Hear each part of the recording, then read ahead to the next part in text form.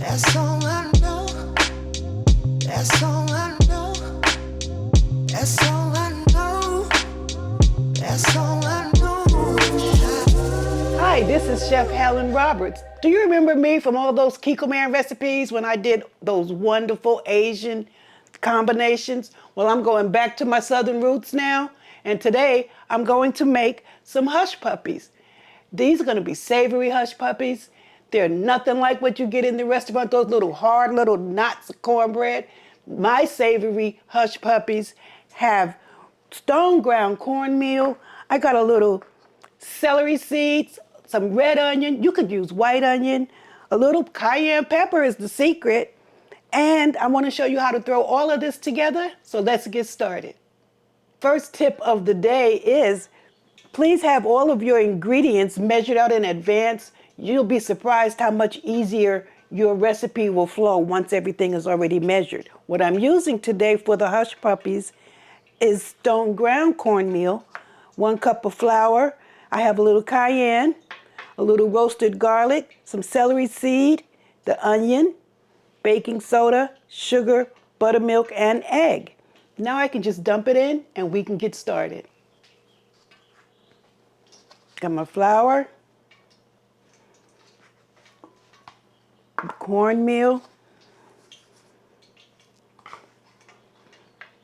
all the dry ingredients are going in, cayenne,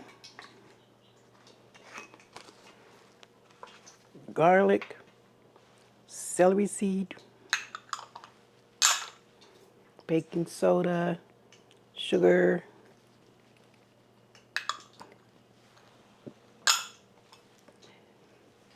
onion.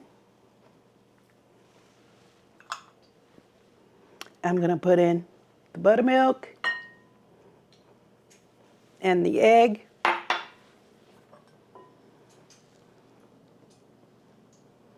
And we'll mix that together and form our hush puppies.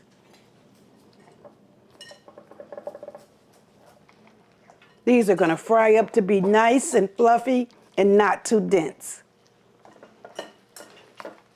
They really go well with collard greens, with a little bit of smothered pork chops, rice, catfish, you name it. It's a wonderful side dish. Make sure you combine all the ingredients really well. And there you have it. The batter should be very moist. And then we're going to drop it in by the spoonful. I have some oil for deep frying already heated up.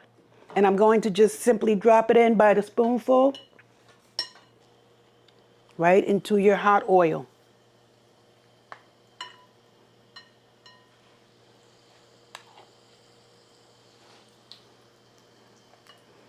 Take your time because the oil is hot and you don't want it to splatter.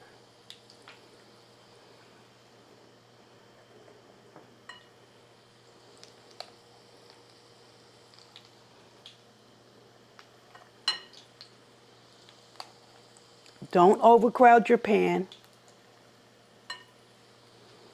You got to make enough because they melt in your mouth and everybody always wants more though.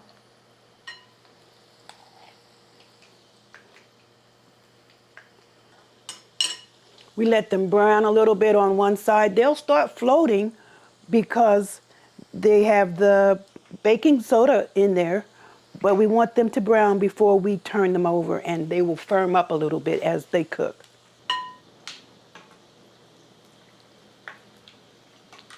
They're starting to brown, so I'm going to turn them over, let them cook on the other side, and finish cooking in the middle.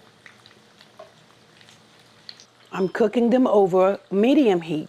You don't want them too hot because they'll burn right away without cooking inside. And if the heat is too low, then they won't brown for a long time. This is a quick and easy dish. Once this batch is done, I can finish cooking my dough and we'll have enough for everybody to enjoy.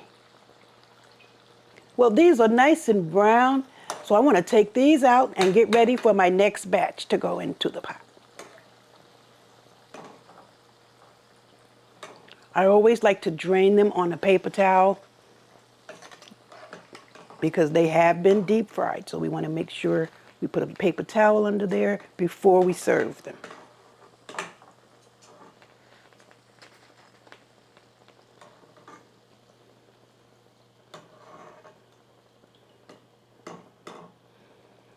And now I'm ready for the next batch.